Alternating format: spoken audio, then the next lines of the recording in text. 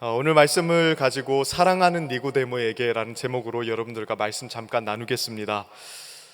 설교의 황제 혹은 황태자라고 불리는 스펄전이 요한복음 3장 16절을 설교하면서 그 설교 초두에 이렇게 이야기를 했습니다. 제가 조금 읽어드릴게요. 얼마 전에 지금까지 설교했던 본문들의 목록을 살펴보다가 이 구절로 설교했던 기록이 없음을 보고서 나는 크게 놀랐습니다. 이는 아주 기이한 일이었습니다. 왜냐하면 내가 진실로 말할 수 있듯이 그것은 내 일생의 사역의 유일한 주제로서 나의 모든 설교 모음 중에서 제일 앞에 위치할 만한 것이기 때문입니다. 그리스도 예수 안에서 인간을 향한 하나님의 사랑을 전하는 것이 나의 유일한 사명이었습니다. 나는 최근에 고령의 어떤 목사님에 대한 말을 들은 적이 있는데 그분에 대해 이렇게 말하더군요. 설교의 본문이 무엇이든 그는 사랑으로서의 하나님과 속죄로서의 그리스도를 전하는 일에 실패한 적이 없다. 나 역시 그런 말을 들을 수 있기를 너무나 소망합니다. 내 심장의 열망은 이 복음의 소리를 나팔처럼 널리 울려 퍼지게 하는 것입니다. 요한복음 3장 16절, 우리가 너무나도 잘 아는 구절이죠. 이 구절을 설교하면서 스펄전이 놀란 게 뭐냐면 요한복음 3장 16절 그 중요한 구절을 가지고 자기가 설교한 일이 없다는 거였습니다. 제가 설교 초두에 이 스펄전의 말을 인용해 드리는 것은 저도 사실은 최근에 그러한 당혹감을 가졌기 때문에 그렇습니다. 최근에 설교했던 파일들을 좀 정리하다가 소위 우리가 복음이라고 이야기하는 것에 대해서 제가 설교한 일이 생각보다 많지 않다는 것을 발견했습니다. 목사가 되면서 평생 생명을 다해서 전하기로 했던 메시지가 사실은 복음의 메시지였거든요. 복음만이 우리가 영원히 찬송해야 될 주제 아닙니까? 그런데 그 복음에 대해서 설교한 일이 생각보다 많지 않다는 것, 그게 저에게 굉장히 큰 당혹감을 주었습니다.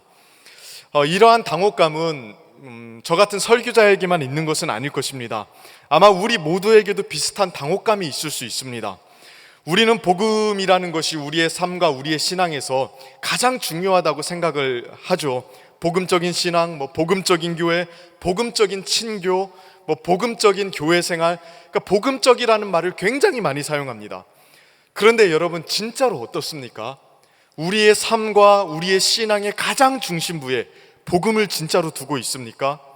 복음에 대해서 자주 듣고 자주 말하고 자주 생각하고 있습니까? 복음의 충만한 은혜 속에서 살아가고 있습니까? 아니면 복음의 위대함에 감탄해 본 적이 언제입니까? 그 복음이 나를 움직이고 있고 내가 무엇인가를 결정할 때에 모든 판단의 근거가 복음입니까? 마틴 루터는요, 참 통찰력 있게도 우리가요 본성적으로 복음에서 자꾸 이탈하려고 한다고 보았습니다. 그러니까 인간은 가만히 놔두면 복음에서 자꾸 이탈하려고 하는 타락한 본성을 가지고 있다고 봤어요. 그래서 성도들에게 이렇게 권면을 합니다. 복음은 모든 기독교 교리 가운데 우리에게 가장 중요한 조항이다. 그러므로 가장 필요한 것은 우리가 이 내용을 숙지하며 다른 이들에게 가르치고 머리에 지속적으로 주입하는 것이다. 그러니까 가만히 있으면 저절로 복음에서 자꾸 우리가 이탈하기 때문에 어떻게 해야 된대요? 복음을 숙지하고 다른 사람에게 가르치고 머리에 지속적으로 주입해야 된대요. 그렇지 않으면 우리가 자꾸 복음에서 벗어나려고 한다는 것입니다. 그러면 어떤 식으로 복음에서 자꾸 벗어날까요? 그러니까 미국의 리디머 철치를 담임하는 팀 켈러 목사님이 그의 책 센터 철치라는 책에서 아주 흥미로운 내용을 기술해 놨어요. 보통 사람들이 복음을 거부할 때 두 가지 방식으로 거부한다고 이야기하더라고요. 첫 번째는 비종교적인 방식으로 거부를 하고요. 두 번째로는 종교적인 방식으로 거부를 한답니다. 자, 비종교적인 방식으로 거부한다는 건 말 그대로 하나님을 대놓고 거부하는 거죠. 하나님께서 마련해 주신 구원의 복음 거들떠 보지도 않는 거예요. 거의 대부분 교회 밖에 있는 사람들이 이렇게 비종교적인 방식으로 하나님을 거부하지 않습니까? 그런데 더 심각하고 더 자주 일어나는 것은 종교적인 방식으로 복음을 거부하는 거래요. 종교적인 방식으로. 자, 이 사람들은 하나님과 굉장히 친숙해 보입니다. 하나님에 대해서 말도 많이 하고요. 하나님께 순종하려고 노력도 많이 해요. 신앙적인 규율도 굉장히 잘 지킵니다. 그런데 희한하게도 이 사람들은 그런 순종 속에서 하나님을 거부한대요. 그러니까 수많은 종교적인 행동들을 하는데 이상하게도 하나님을, 복음을 거부한다는 거예요. 팀 켈러는 이런 사람들의 모습을 가리켜서 신앙이 아니라 종교라고 이야기를 하더라고요. 종교. 그러면서 이렇게 이야기합니다. 종교는 도덕적 의를 쌓아서 그것을 하나님께 드리고 하나님이 나에게 빚지셨다는 것을 증명하려는 시도들로 하나님의 주님 되심과 구원자 되심을 거부하는 것이다. 그러니까 사람들이 하나님에 대해서 이야기도 많이 하고 또 나름 종교적인 규율도 열심히 지키는데 문제가 뭡니까? 하나님의 은혜를 거부한대요. 은혜를. 하나님이 우리의 구원자 되어주시고 우리에게 구원을 선물로 주신다는 것을 거부하는 방식으로 하나님을 거부하고 복음을 거부하고 있다고 본 겁니다. 여러분, 은혜라는 게 뭡니까? 은혜라는 건 자격 없는 자에게 거저 주시는 호의, 이걸 은혜라고 이야기하는 거 아닙니까? 그러니까 아무것도 받을 만한 것을 한 것이 없는데 거저 주는 것, 그게 은혜입니다. 그러니까 쉽게 말하면 원인이 없는데 결과를 주는 것, 이게 은혜거든요. 복음의 핵심은 여기 있어요. 하나님께서 구원을 우리의 자격과 조건과 노력에 상관없이 그저 주셨다는 것, 선물로 주셨다는 것, 그게 복음의 핵심 아닙니까? 그러니까 예수님을 통해서 우리에게 주신 복음이 말 그대로 복된 소식인 이유가 뭡니까? 거저 주셨기 때문에 그래요. 우리의 노력과 조건과 자격에 상관없이 우리가 원인을 제공한 게 없는데 결과물로서 구원을 주셨기 때문에 우리는 그것을 복된 소식이라고 이야기하고 있는 겁니다. 그런데 종교에 속한 사람들 있죠. 종교에 속한 사람들은 이 하나님의 은혜를 인정하지 않는데요. 그들은 자기가 어떠한 조건을 만들어서 자꾸 하나님 앞에 제시하려고 합니다. 그게 뭐 순종이든 섬김이든 경건의 행위든 뭐 물질적인 헌신이든 자기 노력으로 하나님 앞에 의를 만들고 그것을 인정받으려고 하는 태도. 그러니까 하나님의 은혜는 전혀 고려하지 않는 거죠. 팀 켈러는 이것을 가리켜서 종교라고 이야기했고, 이게 복음을 거부하는 사람들의 모습이라고 이야기를 합니다. 그리고 종교라고 이야기한 이유는요, 세상의 모든 다른 종교가 이런 체제 속에 돌아가기 때문에 그렇거든요. 뭐 이슬람교든 불교든 다른 종교든 다 똑같아요. 사람이 자신의 자격과 공로와 조건을 신에게 제시해서 신의 마음과 환심을 사고 아니면은 신에게 어떤 빚진 마음을 만들게 해서 원하는 걸 뜯어내려고 하는 게 모든 종교의 기본 원리 아닙니까?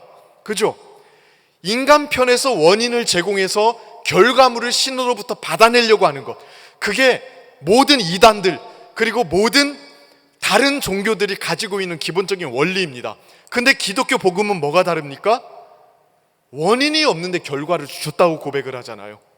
우리가 자격도 없고 조건도 갖추지 못했고 하나님께 먼저 드린 적이 없는데 하나님이 그의 아들과 함께 은혜로 구원을 주셨다고 이야기하잖아요. 그래서 우리가 그것을 복된 소식이라고 이야기하는 거거든요. 그런데 생각보다 기독교 신앙을 종교적인 방식으로 이해하는 사람들이 정말로 많습니다. 그들은 하나님께 누구보다도 열심히 순종합니다. 누구보다도 하나님의 말씀을 중요하게 생각합니다. 누구보다도 많이 헌신합니다. 그러나 그런 것들로 통해서 자신의 자격과 공로를 만들어서 하나님으로부터 뭔가를 얻어내려고 하죠. 은혜의 감각이 없어요. 은혜에 대한 감격과 은혜가 얼마나 위대한지에 대해서 생각을 하지 않습니다. 하나님이 예수님을 통해서 우리를 위해서 이루신 것이 얼마나 놀라운지, 나 같은 죄인을 구원해 주신 게 얼마나 놀라운 은혜인지에 대한 감격이 없어요. 순종을 해도요, 하나님께 감사해서 감격해서 순종하는 게 아닙니다. 오히려 순종을 조건으로 만들어서 하나님이 나한테 감사해야 된다고 생각을 하죠. 그 은혜를 인정하지 않는 것은 복음을 거부하는 겁니다. 그리고 복음을 거부하는 것은 곧 하나님을 거부하는 것이나 마찬가지예요. 오늘 본문에 나오는 이 니고데모가 제가 지금까지 설명해 드린 전형적인 종교인의 모습을 가지고 있습니다. 그는 한평생 하나님을 섬기는 사람이었어요. 요한복음 3장 1절을 보면 니고데모를 가리켜서 바리새인이요 유대인의 지도자라고 이야기하죠. 당시에 아무나 바리새인이 될 수 있는 게 아니었습니다. 신앙과 행실에 있어서 누구에게나 칭송을 받는 사람이어야 했어요. 신학적 지식에 있어서도 탁월한 사람들이었습니다. 더군다나 니고데모는 그들 중에 지도자였다고 이야기하잖아요. 유대교 종교의 피라미드 꼭대기에 있는 사람이었습니다. 최상급 수준의 신앙생활을 했던 사람이에요. 그러니까 니고데모를 우습게 생각하면 안 됩니다. 최상급 수준의 신앙생활을 했던 사람이 바로 니고데모입니다. 근데 그런 니고데모에게 예수님께서 폭탄 선언을 하시죠. 그 상태로 있다가는 천국 못 가, 이렇게 말씀하신 거예요. 그러니까 지금까지 니고데모가 해왔던 신앙생활을 송두리째 부인하는 말씀을 지금 하신 겁니다. 니고데모 입장에서는 얼마나 황당했겠어요. 사실 니고데모는 다른 유대인들과는 다르게 예수님에 대해서 오픈마인드였던 사람이었거든요. 예수님을 하나님으로부터 오신 선생이라고 인정을 한 사람입니다. 더군다나 예수님의 행하신 기적들을 보면서 하나님이 함께하지 않으시면 이런 기적을 아무나 할 수 없습니다 라고 고백했던 사람이에요.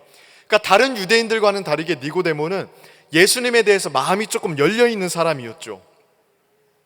그런데 자기에게 구원이 없다고 이야기하신 예수님의 말에는 동의할 수가 없었습니다. 뭐 그럴 법하지 않습니까?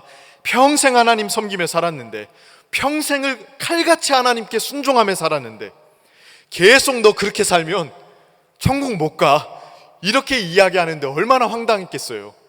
우리한테 한번 대입해서 한번 생각해 보자고요. 한평생 그럭저럭 신앙생활한 것도 아니고요, 열심히 신앙생활 했습니다.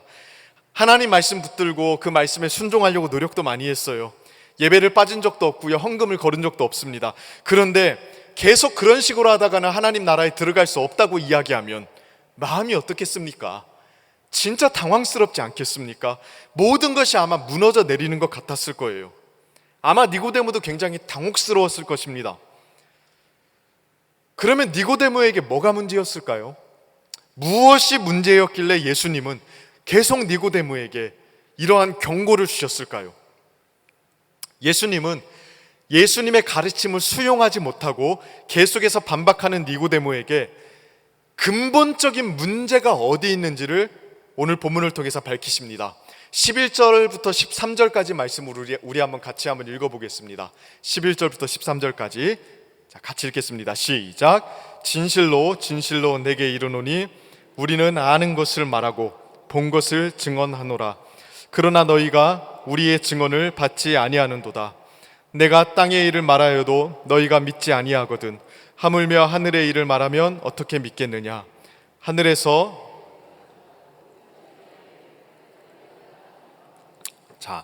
여기서 중요한 것은 예수님이 자기 자신을 어떻게 소개하고 있는지를 좀 살펴보셔야 됩니다. 13절을 보면 예수님이 자기를 어떻게 설명합니까? 하늘에서 내려온 자라고 설명해요.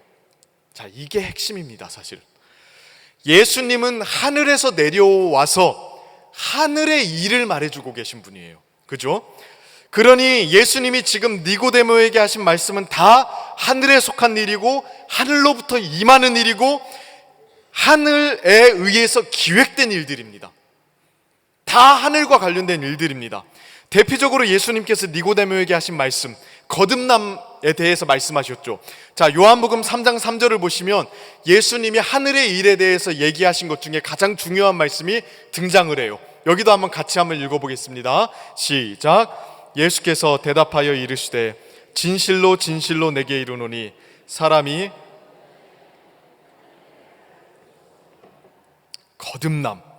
거듭남이라는 게 뭡니까? 우리말 성경에는 거듭이라고 번역된 말이 헬라어로 아노덴이라고 이제 이야기하는데, 첫째 의미가요 위로부터라는 뜻입니다. 그리고 거기에 부차적으로 딸린 의미가 이제 거듭, 다시라는 뜻이 있어요. 그러니까 예수님이 말씀하신 거듭남은 조금 더 정확하게 말하면 하늘로부터 나는 겁니다. 위로부터 태어나는 겁니다. 하늘로부터 다시 태어나는 것, 하늘로부터 임하는 능력에 의해서 새롭게 되는 것이 거듭남이에요. 그리고 이렇게 거듭남은 하늘로부터 임하는 거기 때문에 인간이 만들어낼 수 있는 게 아니에요. 땅에서부터 만들어낼 수 있는 게 아니에요. 하늘에서부터 일어나는 거고요, 하늘에서 오신 예수님만이 우리에게 줄 수 있는 것입니다. 그리고 하늘로부터 오는 거기 때문에 우리는 그것을 은혜로 받을 수밖에 없어요. 우리가 만들어낼 수 있는 게 아닙니다. 우리는 땅에 속해 있잖아요. 그러니까 거듭남을 우리는 만들어낼 수가 없어요. 하늘로부터 오신 예수님에 의해서 하늘로부터 주어졌을 때 우리는 그것을 은혜로 받을 수밖에 없습니다. 근데 니고데모는 이거를 수용하지 못하고 있는 거예요. 니고데모의 문제는 여기 있습니다. 니고데모는 굉장히 뛰어난 종교인이었어요. 그런데 그가 하는 모든 일은 하늘로부터 온 게 아니에요. 말씀에 순종도 해요. 헌금도 잘 내요. 나름 예배도 잘 참석해요. 그런데 하늘로부터 시작된 게 아니에요. 하늘로부터 임한 일들이 아니라고요. 고도의 종교적인 작업에 몰두했지만 사실 다 이 땅에 속한 일인 거예요. 땅에 속한 인간에 의해서 인간적인 능력으로 만들어졌던 것뿐이죠. 그러니 아무리 열심히 해도 하늘에 닿을 수 없는 거 아닙니까? 아무리 열심히 해도 하늘과 비슷한 모조품적인 것 만들어낼 수 있어도 진짜 하늘로부터, 하늘에서부터 온 예수님에 의해서 주어지는 바로 그것을 이 땅에서는 만들어낼 수가 없는 겁니다. 니고데모에게 가장 필요한 거는요, 하늘로부터 오는 구원을 선물로 받아들이는 거예요. 이거를 지금 놓치고 있는 겁니다. 하늘의 일이 하늘로부터 오신 예수님에 의해서 자신에게 임했을 때 그저 믿음으로 수용해야 된다는 사실을 못 받아들이는 거예요. 자꾸 자기가 이거를 만들어내려고 하는 거예요. 여러분, 이게 어디 니고데모만의 문제일까요? 저는 오늘날 많은 부분에서 우리가 이것을 놓치고 있다는 생각이 들 때가 많습니다. 기독교 신앙은요, 본질적으로 하늘에서부터 시작된 겁니다. 믿으십니까? 사람이 만들어낸 게 아니죠. 하나님께서 하늘로부터 우리에게 은혜로 주신 거예요. 하늘로부터 복음이 주어졌고요, 하늘로부터 하나님이 우리를 부르셨고요, 하늘로부터 임하는 능력으로 우리의 본성이 바뀌었고요, 하늘로부터 베풀어지는 생명과 능력과 풍성함을 우리로 하여금 누리게 하지 않습니까?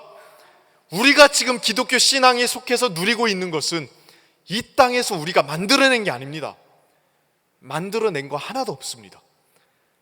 다 하늘로부터 하나님께서 은혜로 주신 것들이라고요. 근데 이거를 우리가 자꾸 잊어버려요. 그래서 기독교 신앙을 마치 뜻이 맞고 신념이 같은 사람들이 아웅다웅 모여서 그냥 같이 종교적인 성향을 공유하는 것 정도로 생각하는 경우가 많아요. 아닙니다. 기독교 신앙은 뭐 우리끼리 모여가지고 종교적으로 선한 일을 하자는 것도 아닙니다. 생활하는 데 도움이 되는 필요한 이런저런 강좌를 열어서 도움을 얻어보겠다는 것도 아닙니다. 기독교 신앙의 본질과 핵심은 하늘로부터 왔다는 데 있어요. 신적이고 천상적인 겁니다. 그것을 우리는 우리 힘으로 만드는 게 아닙니다. 우리 힘으로 쟁취해내는 게 아니에요. 하나님으로부터 오는 은혜로, 선물로 받는 겁니다.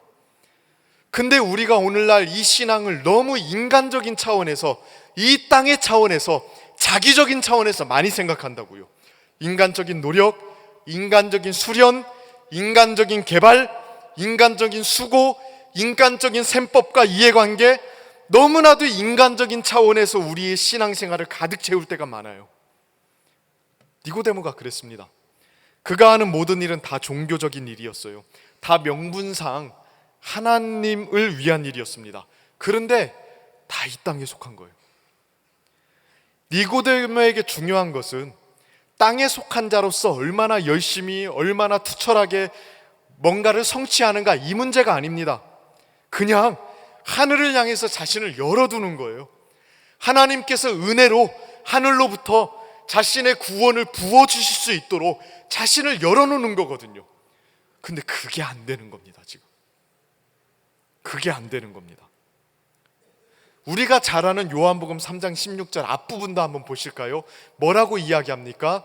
하나님이 세상을 이처럼 사랑하사. 주어가 뭡니까? 하나님이. 세상은 언제나 기독교 신앙에 있어서 목적어의 위치에 있습니다. 사람이 주어가 아닙니다. 하나님이 주어라고요. 그리고 우리는 언제나 목적어입니다. 그러니까 복음이라는 것은 하나님이 우리를 사랑하신 거예요. 하나님이 우리를 위해 행하신 일이 복음이지 우리가 하나님을 위해서 행한 게 복음이 아닙니다. 이거를 자꾸 뒤섞어서 생각할 때가 많습니다. 하나님이 주어로 등장해서 하나님이 세상을 위해서 행하신 일, 하나님이 우리 같은 죄인을 위해서 행해 주신 일을 가리켜서 복음이라고 이야기하는 거예요. 이거를 바꾸시면 안 됩니다. 자꾸 우리는 이걸 간과해요. 하나님이 주어로 등장하는 경우를 그래서 찾아보기가 어렵지 않습니까? 다 주어가 사람입니다. 심지어 목적어도 사람입니다. 니고데모는 적어도 목적어는 하나님이었거든요. 그래서 사람이 하나님을 위해서 행한 것을 자꾸 종교라고 생각했죠, 니고데모는. 근데 오늘날 우리는요, 사람이 사람을 위해서 행하는 걸 종교라고 생각합니다. 그러니 더 이상 하나님의 은혜를 생각하지 않는 거예요. 더 이상 하나님의 은혜에 대한 감격이 없어요. 은혜에 대한 감격이 없으니까 하나님을 자랑하지도 않죠. 온통 사람 자랑, 자기들의 업적 자랑. 더 이상 하나님을 찬양하지 않습니다. 자신들이 이룬 업적을 기리기 시작하고요, 그 업적이 편마되면 견디지 못합니다. 신앙은 하나님이 우리를 위해서 행하신 일을 받아들이는 겁니다. 우리가 하나님을 위해서 행하는 것을 먼저 생각하면 그건 종교입니다. 우리가 하나님을 위해서 행하시는 순종과 헌신과 봉사요, 이것들도 다 하나님이 우리를 위해서 행해 주셨기 때문에 결과로서 일어나는 거죠. 결과로서 일어나는 것들일 뿐이지 우리가 먼저 하나님을 위해서 행하는 것이 아닙니다. 이 순서를 기억하셔야 됩니다.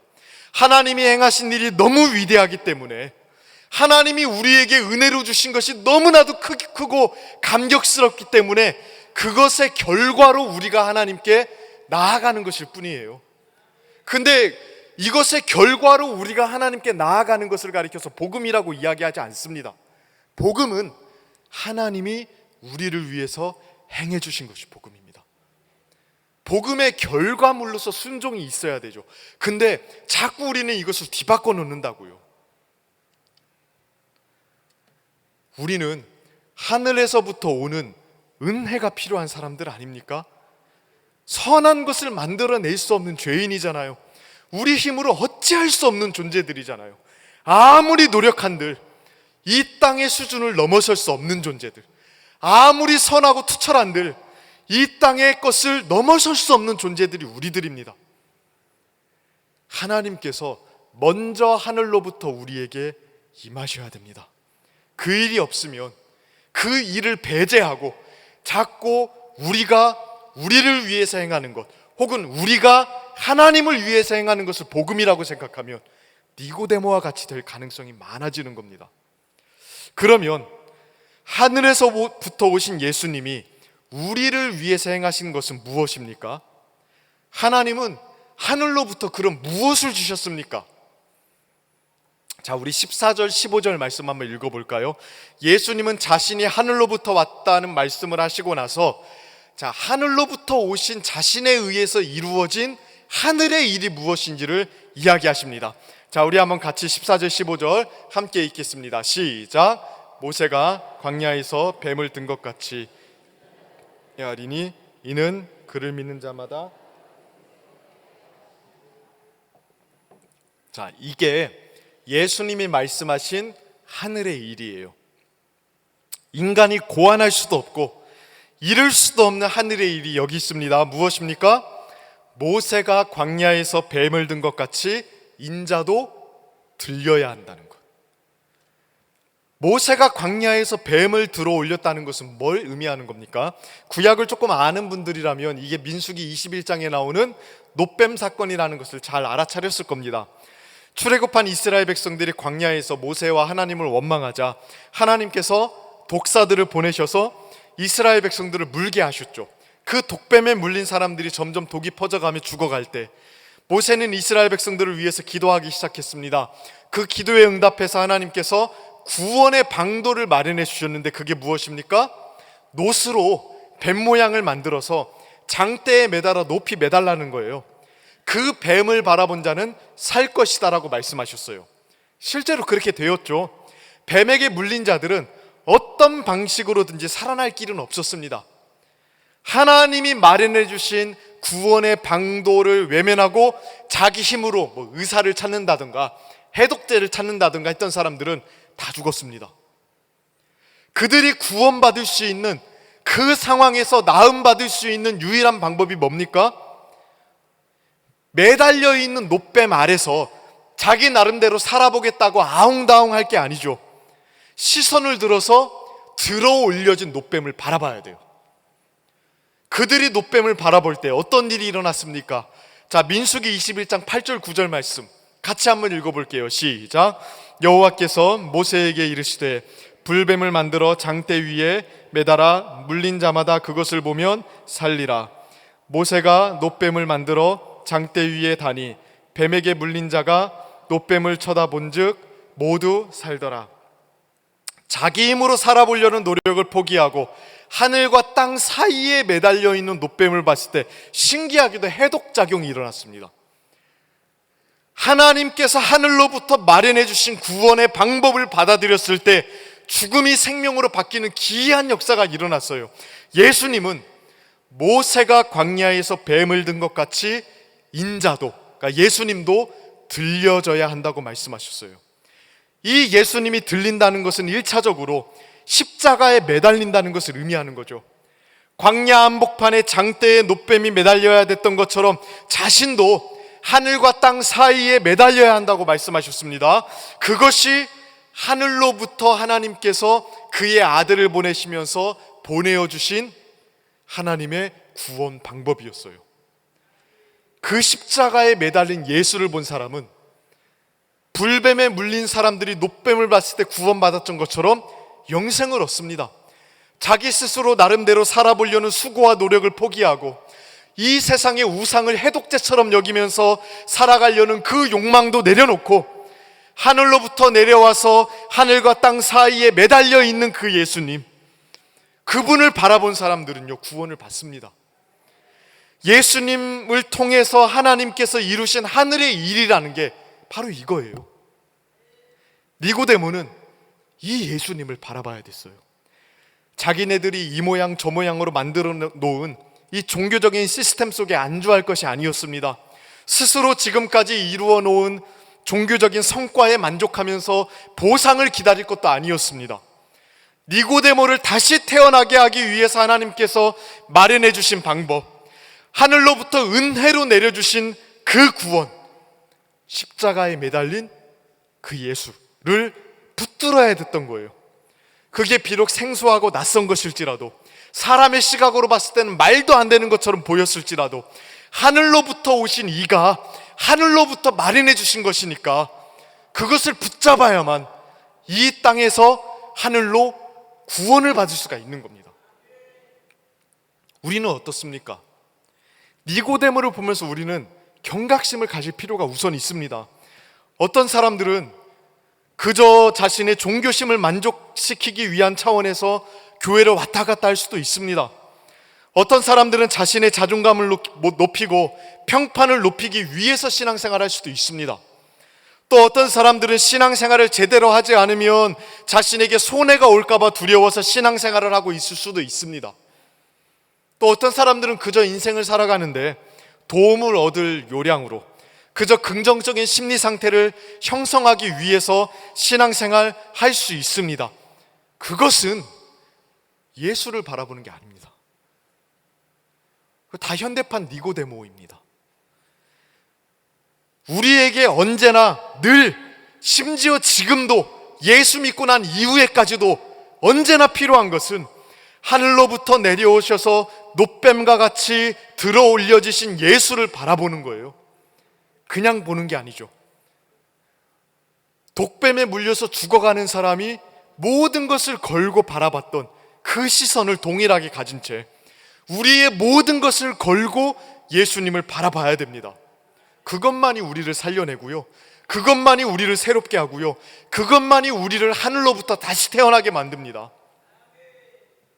그런데 이 십자가를 제대로 바라보기 위해서는 반드시 해야 될 게 있어요. 자기 스스로 자신을 구원해 보려고 하는 노력을 멈추셔야 됩니다. 자, 불뱀에 물린 사람들은 놋뱀을 바라보기 전에 의사를 찾고 해독제를 찾으려는 걸 멈춰야 됐죠.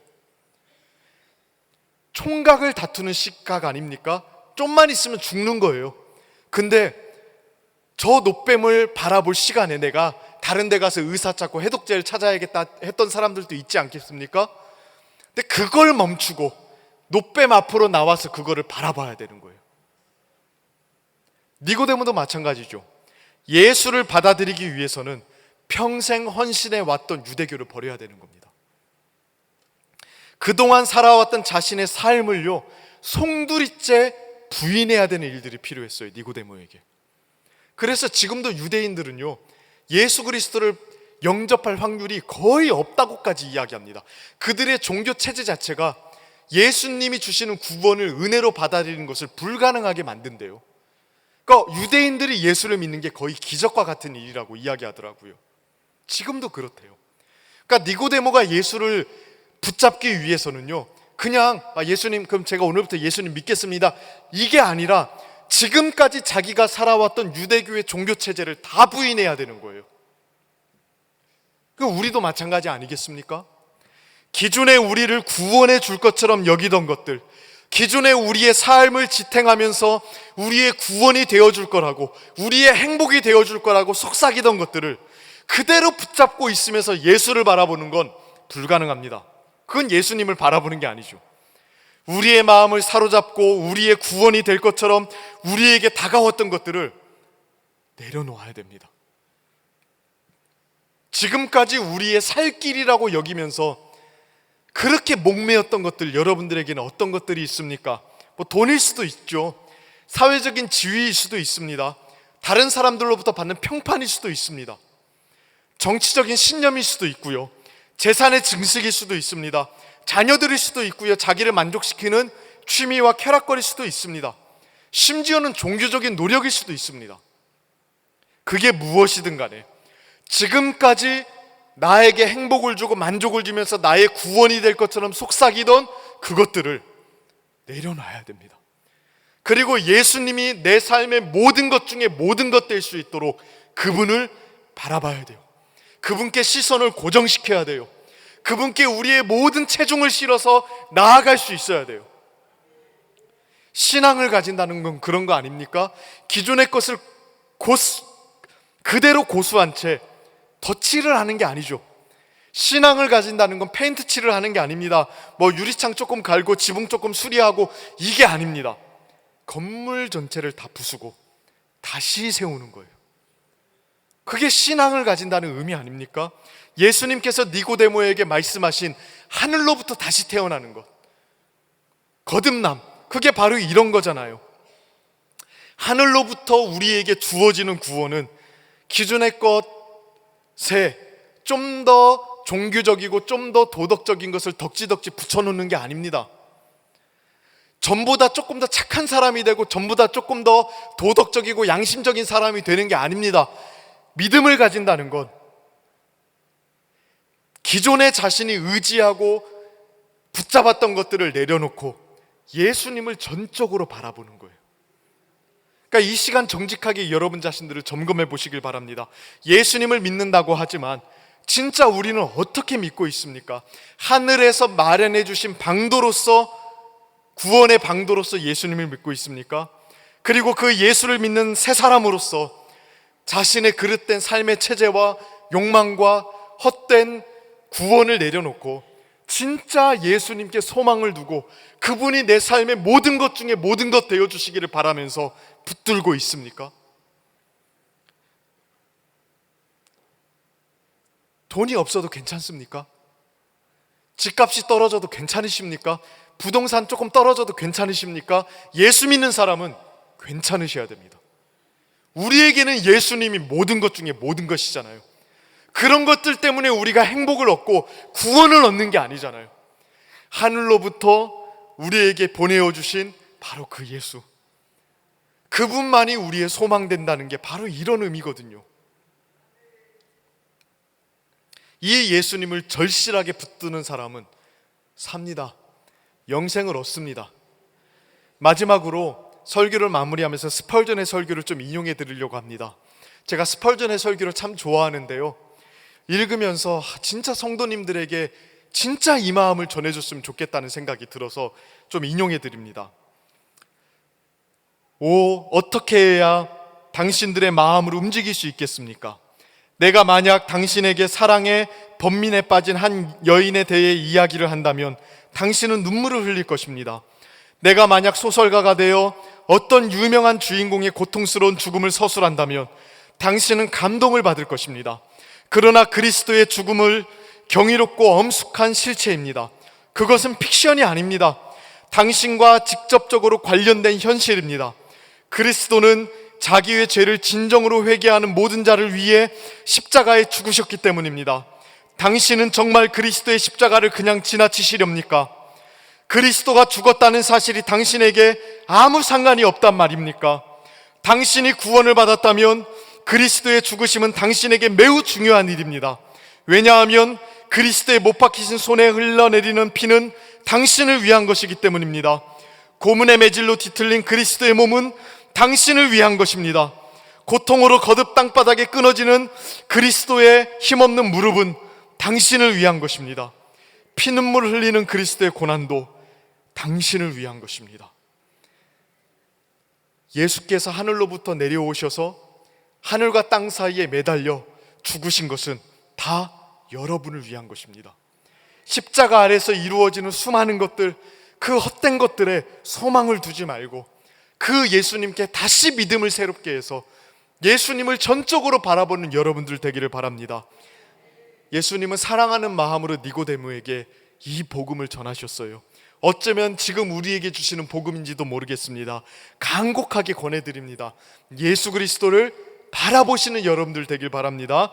그때 영생을 얻고 위로부터 다시 태어남을 얻고 새로운 인생이 열릴 것입니다.